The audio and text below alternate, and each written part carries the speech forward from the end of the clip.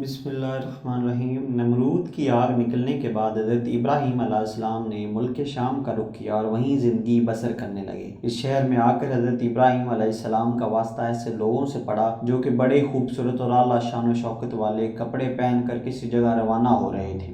حضرت ابراہیم علیہ السلام نے ان لوگوں سے پوچھا کہ تم سب لوگ کہاں جا رہے ہو؟ انہوں نے جواب دیتے ہوئے کہا کہ ہم ایک بادشاہ کے محل میں جا رہے ہیں۔ ان کی ایک بہت ہی خوبصورت لڑکی ہے، وہ ایسی خوبصورت ہے کہ اس جیسی حسین عورت اس دنیا میں کوئی موجود نہ ہے، لیکن اس کے لیے جو بھی رشتہ آتا ہے وہ اس کو انکار کر دیتی ہے۔ اس کا کہنا ہے کہ میں اپنی پسند کے لڑکے سے شادی کروں گی۔ 7 دن سے مسلسل یہ سلسلہ جاری ہے، سب لوگ وہاں جاتے ہیں، وہ شہزادی کسی کو پسند نہیں کرتی، سب کو محل کے میدان سے جانے کے لیے کہہ دیتی ہے۔ یہ بات سن کر حضرت ابراہیم علیہ السلام ان لوگوں کے ساتھ اس بادشاہ کے محل میں یہ عجیب منظر دیکھنے کے لیے چلے گئے۔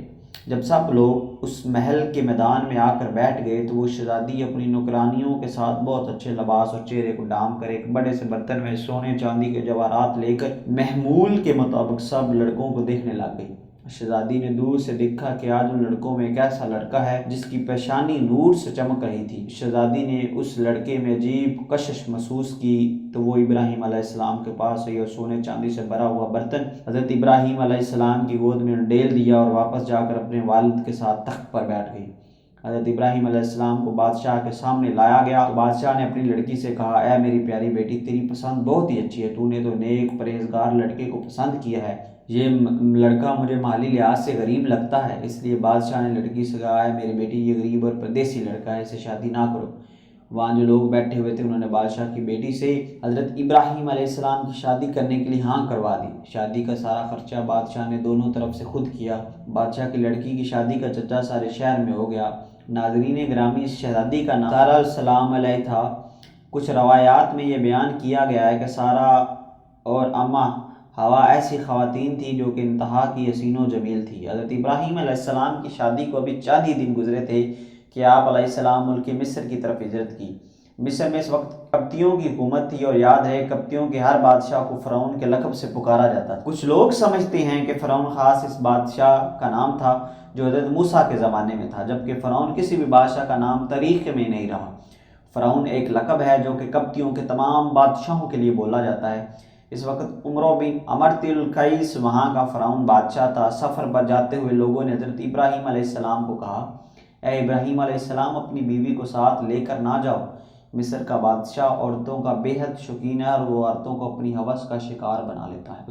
اس نے خوبصورت لڑکیوں اپنے سامنے پیش کرنے کے لیے آدمی رکھے ہوئے ہیں جو کہ شہر سے لڑکیاں اس کے پاس لے کر جاتے ہیں اور لڑکیوں کے ساتھ وہ اپنی ہوس پوری کر کے ان لڑکیوں کو بے پناہ دولت دیتا ہے۔ جب بھی کوئی نیا مسافر کسی عورت کے ساتھ مصر میں داخل ہوتا ہے تو اس مصر کے فرعون کے فوجی اس عورت کو گرفتار کر کے سب سے پہلے بادشاہ کے پاس لے جاتے ہیں اور فرعون اس عورت کو کچھ راتیں اپنے پاس رکھ کر پھر چھوڑ دیتا ہے۔ ناظرین گرامی، یاد رہے فرعون کے تمام بادشاہوں کو فرعون کے لقب سے پکارا جاتا تھا۔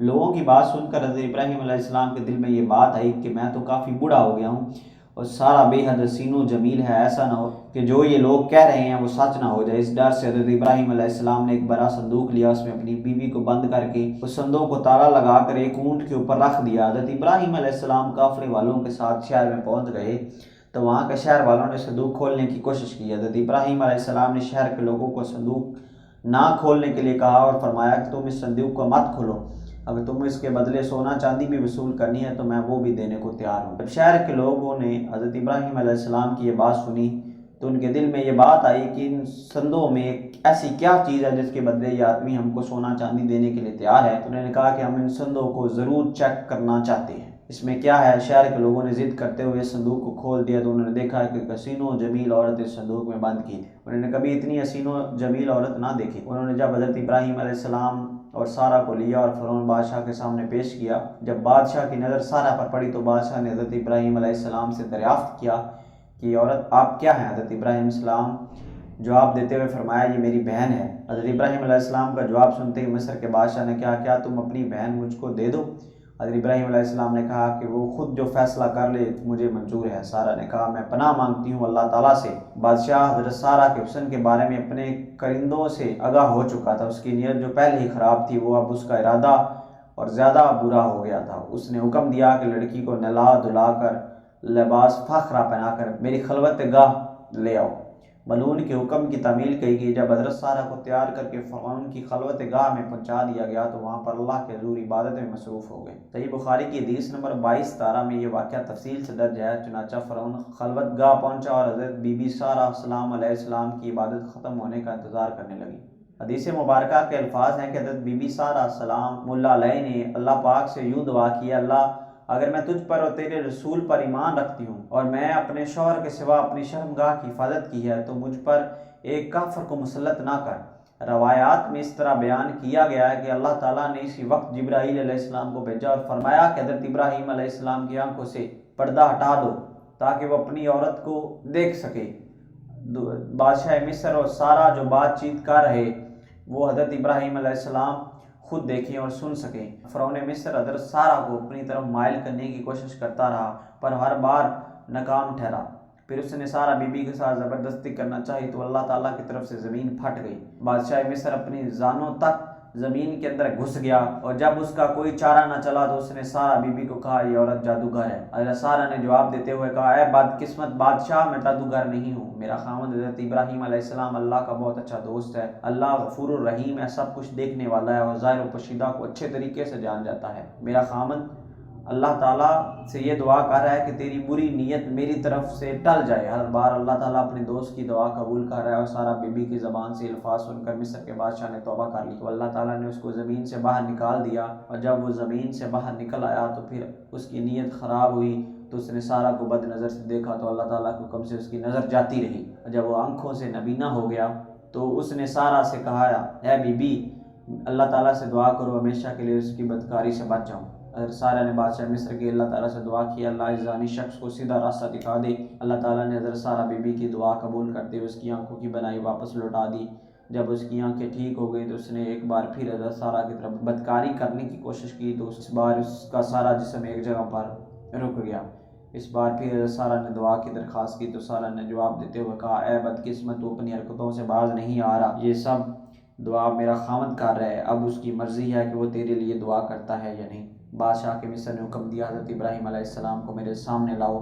حضرت ابراہیم علیہ السلام کو مصر کے بادشاہ کے سامنے لایا گیا۔ ملعون نے حضرت ابراہیم علیہ السلام کو کہا ابراہیم علیہ السلام میرے لیے دعا کرو، میں بہت ہی بے شرم انسان ہوں، میں نے تیرے ساتھ بہت برا کرنے کی کوشش کی ہے۔ حضرت ابراہیم علیہ السلام نے فرمایا کہ یہ سب کچھ میرا خدا کر رہا ہے جو بڑا ہی رحیم اور کریم ہے۔ بادشاہ نے اپنی بیٹی حسین و جمیل سارہ کے سامنے پیش کر دی اور کہا اے اللہ کی نیک بندی، میں تم کو بی بی حاضرہ شکرانے کے طور پر بطور ہدیہ پیش کرتا ہوں، جو گناہ مجھ سے ہوا ہے تو مجھے اللہ کے واسطے معاف کر دیجیے۔ روایت میں ہے کہ حضرت ابراہیم علیہ السلام سارہ اور حاضرہ کو ساتھ لے کر کنعان کی طرف تشریف لے گئی۔ سارہ راستے میں حضرت ابراہیم علیہ السلام کو سب گزرا ہوا وقت بتانے لگی تو ابراہیم علیہ السلام نے کہا اے سارہ تم بے فکر رہو، اللہ نے میری آنکھوں سے پردہ غیب کو دور کر دیا تھا اور میں اور آپ مصر کے بادشاہ کی ہر بات کو سن سکتا تھا، آپ دونوں کو دیکھ رہا تھا، تو تم کو کسی بات کو بتانے کی ضرورت نہیں ہے۔ روایات میں ہے کہ اس کے بعد حضرت سارہ نے حضرت حاضرہ کی شادی حضرت ابراہیم علیہ السلام کے ساتھ کر دی۔